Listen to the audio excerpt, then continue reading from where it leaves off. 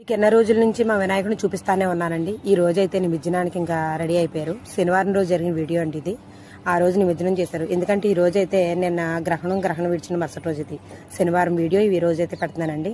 చాలా బాగా జరిగిందండి. అందరూ నన్ను కిందకి రమ్మని కింద నుంచి పిలుస్తుంది అనమాట అండి.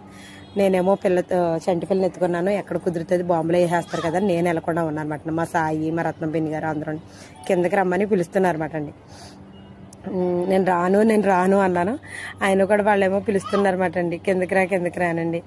ఇంకా ఎలాగైతే నీకు తప్పదు కదా, ఇంకా వెళ్ళానమాట. ప్రసాదం కోసం వెళ్ళానండి. ఊరేగింపు తిరగటం కోసం కాదు, ప్రసాదం కోసం వెళ్ళాను. ప్రసాదం తీసుకుంటాకి వెళ్తే మొత్తం నన్ను రంగులో ముంచేశారండి. మీకు ఆ వీడియో పెట్టలేదు ఎందుకంటే ఆ ఫేస్ అసలు బాగాలేదన్నమాట. ఇంకో తినైతే తెగ రాసేసిందండి అసలు. తర్వాత రత్నంబిని గారు ఎందుకు రాలేదని చెప్పి ఆవిడ పావేశారు. ఎలా అయితే అందరూ కలిపి నా మొహం నిండా రంగులు పావేశారండి.